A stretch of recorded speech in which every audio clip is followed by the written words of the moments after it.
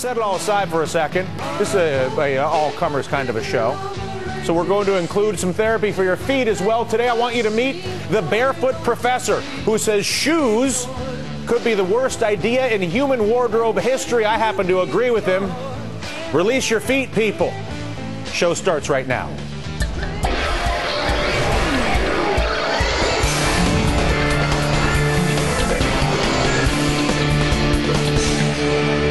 First, people, free your feet.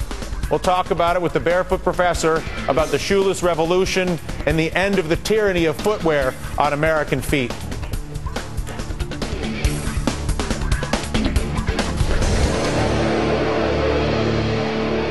All right, town square time, how your shoes could be hazardous to your health, your brain, everything. One scholar says his research shows shoes are bad for you, bad for your mind, bad for your relationships with other people, and is advising everyone to cast off their shoes once and for all and free your feet, people. Joining us now, the Barefoot Professor Daniel Howell. He's written a book about the free foot movement called The Barefoot Book, 50 Great Reasons to Kick Off Your Shoes. Professor, it's a delight to meet you as a man who spends as much time as possible shoeless. I'm already in your camp. What are your 5 best reasons out of those 50?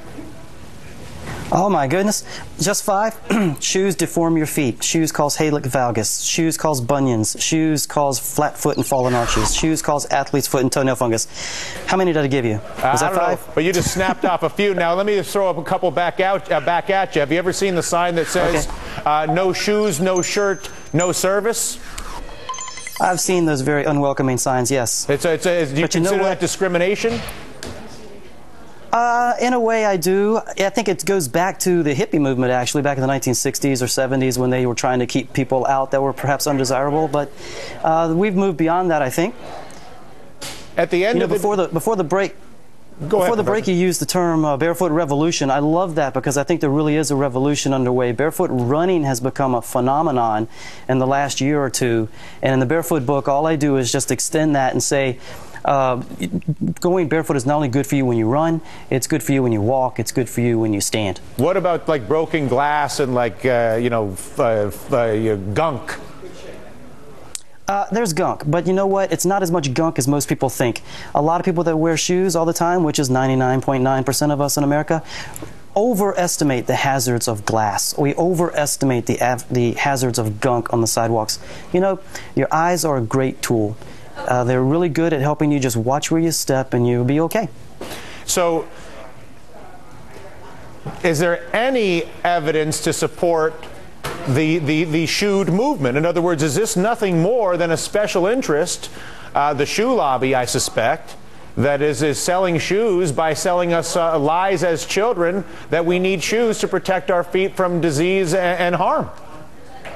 Well, there's definitely been a lot of pressure on children. For example, growing up, you have shoe companies endorsing athletes and putting millions and millions of dollars into this. It creates the culture of shoe obsession. We're addicted to shoes, and it has kept us in our shoes from childhood to adulthood, and we need to get out of them a little bit more often for the health of our feet.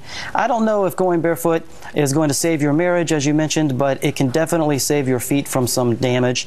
It can strengthen your feet, strengthen the muscles, and just make you healthier overall. Does it affect your psychology? You know what? It's a little bit of a stretch, but there's actually some evidence that walking barefoot and hiking out in the dirt, there's actually microorganisms that are beneficial to us. It's been shown scientifically in a couple of studies that that exposure to these microorganisms actually increases serotonin levels in the brain, which is a neurotransmitter that affects your mood, alleviates depression, so maybe so. What does your mother think about this? She's gotten used to it. She was a little hesitant at first, and like so many other mothers and doctors and teachers and camp counselors, was constantly telling me to put on my shoes. That's the message that we're always hearing.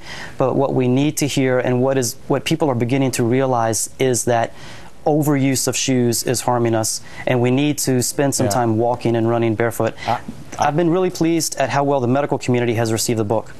Listen, I'm really pleased that you've got such a book, and it's excused my now barefoot anchoring of this fine program. A pleasure, Professor. That does it for us. I'm Dylan, and Chris Matthews and Hardball's up right now.